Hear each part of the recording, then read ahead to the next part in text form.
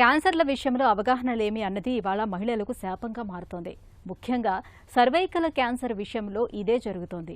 టీకాలు, ముందస్తు పరీక్షలు అందుబాటులో ఉన్నప్పటికీ సరైన అవగాహన లేకపోవడంతో చాలా మంది మహిళలు సర్వైకల్ క్యాన్సర్ బారిన పడుతున్నారు.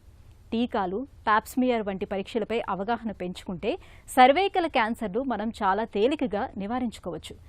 గర్భాశయ ముఖద్వారంలో క్యాన్సర్ ఆనవాళ్లను ముందుగానే పసిగట్టే ఆధునిక పరీక్ష పాప్స్మియర్ గురించిన పూర్తి వివరాల్ని ఇప్పుడు తెలుసుకుందాం.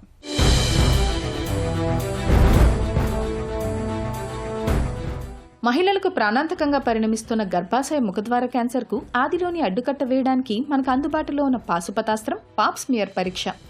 పాప్స్మియర్ పరీక్షలో గర్భాశయ ముఖద్వారం దగ్గర నుంచి కణజాలాన్ని స్పాచులా అనే పరికరం సాయంతో సేకరిస్తారు. అలా సేకరించిన కణజాలాన్ని మైక్రోస్కోప్ కింద నిశితంగా పరిశీలిస్తారు. గర్భాశయ ముఖద్వారం వద్ద కణాలలో ఏమైనా మార్పులు జరుగుతున్నాయా, క్యాన్సర్గా మారే కణాలు కనిపిస్తున్నాయా అనేది మనకు తెలుస్తుంది. పాప్స్మియర్లో క్యాన్సర్ రాకముందు 10 ఏళ్ల ముందు నుంచే మార్పులు తెలుస్తాయి.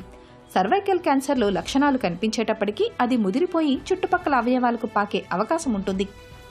గర్భాశయ క్యాన్సర్ లక్షణాలలో భాగంగా కొందరిలో అధికంగా తెల్లబట్ట, అందులో కొద్దిగా రక్తస్రావం కనిపించడం, కలయిక తర్వాత రక్తస్రావం, నెలసరిలో అధిక రక్తస్రావం, నెల మధ్యలో కూడా రక్తస్రావం, మెనోపాజ్ దశ తర్వాత కూడా రక్తస్రావం వంటివి ఒక్కొక్కరిలో ఒక్కొక్కలాగా ఉండవచ్చు.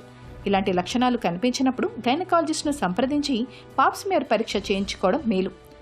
క్యాన్సర్ ఆనవాళ్లను మొదట్లోనే కనుగొంటే చాలా వరకు సర్వైకల్ క్యాన్సర్కు తొలి దశలోనే సమాధి కట్టేయచ్చు. గర్భసంచి ముఖద్వార క్యాన్సర్కి ప్రతి సంవత్సరం పాప్స్మియర్ పరీక్ష చేయించుకోవాల్సిన అవసరం లేదు. 21 నుంచి 30 ఏళ్లలోపు వాళ్ళు ప్రతి 3 ఏళ్లకు ఒకసారి పాప్స్మియర్ పరీక్ష చేయించుకోవాలి. 31 నుంచి 65 ఏళ్ల వరకు పాప్స్మియర్, హెచ్పివి పరీక్షలను కలిపి ప్రతి 5 ఏళ్లకు ఒకసారి చేయించుకోవాలి. ప్రతి 3 ఏళ్లకు ఒకసారైనా మహిళలకు పాప్స్మియర్ పరీక్షను చేయిస్తే సర్వైకల్ క్యాన్సర్ కేసులు గణనీయంగా తగ్గుముఖం పడతాయి.